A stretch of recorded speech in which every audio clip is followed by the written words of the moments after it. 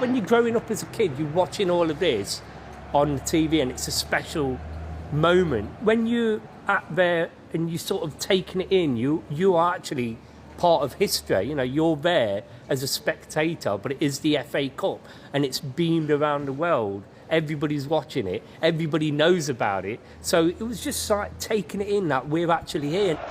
Well, this date, this time, 5:15, Saturday, May the 15th, has been etched in every Leicester City fan's memory since the semi-final. Kelechi Iheanacho gets the 140th FA Cup final underway. Finals can go very fast. I didn't want us to just feel as if the game had passed us by and not wait on the game. So it was important for us to be really proactive in the games. That's always how I ask the teams to play, to go and impose the style and go and play with no fear. In terms of our mindset, we started with a real commitment and a real mentality that we were going to really look to be in the game and make sure they felt that we could get against them as well. Sitting on the bench, I'm sure it's probably the same for the fans. You know, everyone's a bit nervous. They want to win, but like you said, it's a bit cagey. You know, Chelsea came close a couple of times with some of their attack.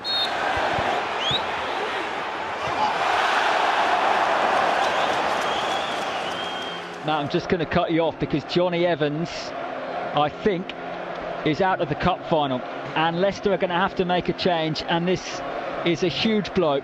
We lost Johnny early doors. You know, you don't want to be having to use a substitute that early, but we got through that, and I thought we had good control in the first half particularly.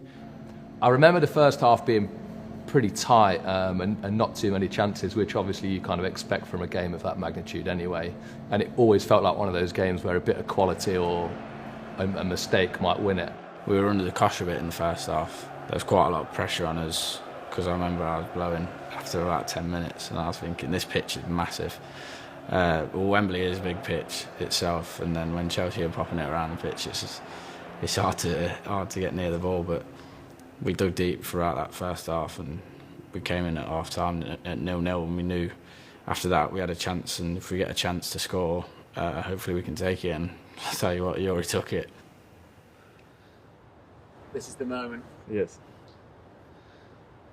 Yeah, it was. I think it was just a normal moment where it was up and down, and then we get the ball back, and Luke gives me a really good pass for me to do what I did.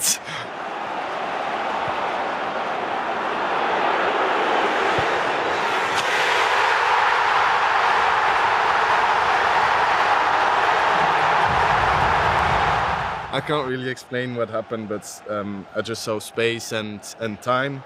Yeah, I decided to take the shot, and it went perfectly in.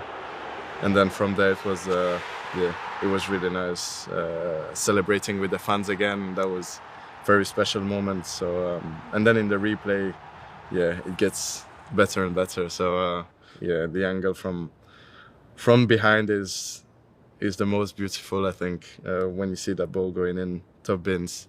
It's really nice. An absolutely incredible strike.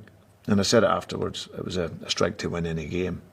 And you just see the supporters and you see the joy that they had, and it was incredible. So that was, a wonderful strike. I think I was just to the left of him. It's one of them, when he's hit it, you have an inkling that it's not going to be stopped. And I mean, when you watch the replays as well from behind, you know, as soon as it's left his foot, it's in. So, unbelievable finish. And I always see that clip where Sharky's running off and he's just like this. And you just think, he's thinking to himself, how's he done that?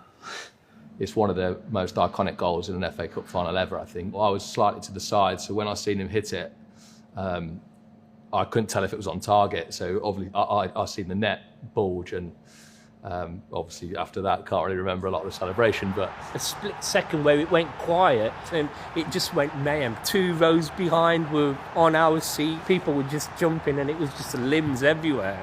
Tielemans' goal was the goal that you always score as a schoolboy when you're playing in an FA Cup final. You know, it was the dream goal. And to see it there happen, it was like pinch me, we're beating Chelsea. Everything just goes in a split second. It's just me and my confidence, and I hit it perfectly. So yeah, I was really happy. You probably wouldn't want it to fall to anyone else at that moment in time. I was more amazed that Luke Thomas got an assist, to be fair. I mean, all he did was block the ball and 3-yard pass and he gets an assist. It's embarrassing. I didn't really dare to celebrate it because that was obviously in the first phase of VAR where they were giving mad decisions on all sorts of things. So I was slightly concerned that something might have been given there. So I didn't really get a chance to celebrate it. We still knew we had 20-odd minutes to hold out, and we knew they were going to pile the pressure on, so it was about keeping our cool after we'd scored that goal. Obviously, you've got to celebrate it like we did. But then when you're back in your own half, you've got to get your focus back on the game.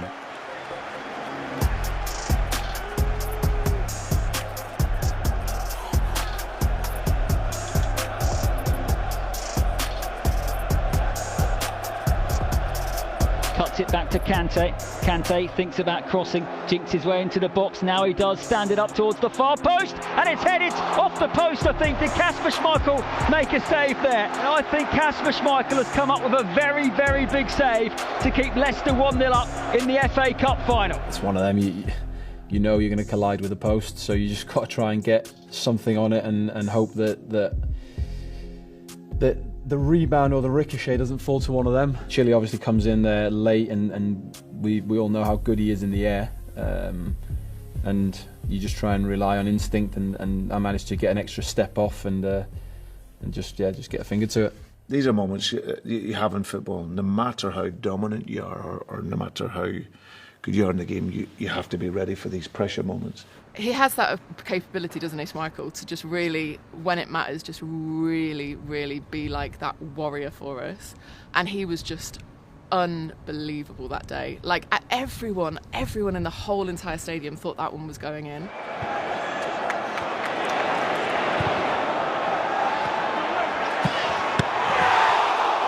As soon as Mason Mount hit that, I thought that's going in. And I looked around and Kasper's came out of nowhere to produce an unbelievable save. He's unsighted as well, so he has to react super late, and he's got such a strong hand onto the ball. Yeah, it's an incredible save, that. I remember putting my arms wide to say, okay, no problem, but it was a problem. Thank you, Kasper. It was a very important moment. Yeah, this is more of an instinctive one where you just react, and sometimes the hand you get on it is enough, sometimes it's not. This is what you do years and years of repetition and training for. That's these kind of moments. I presented the boys a few months back with 2 lighters, and the metaphor was really about they both lit up Wembley on the day, and it was something that I felt that normally sometimes that can go to the guy who scores the goal, and I wanted him to have a keepsake from me personally, but I couldn't do that without giving Kasper the same, because his save really lit up the game as well. Defining moments that wins you the cup, the goal, special goal, and the save, incredible save in that moment. I personally never think this is our day. I always think there's going to be one more, that you're going to have to do one more thing. Chilwell disallowed goal. Well, first of all, I was thinking, what's happened? You look at my face, I'm like, nah.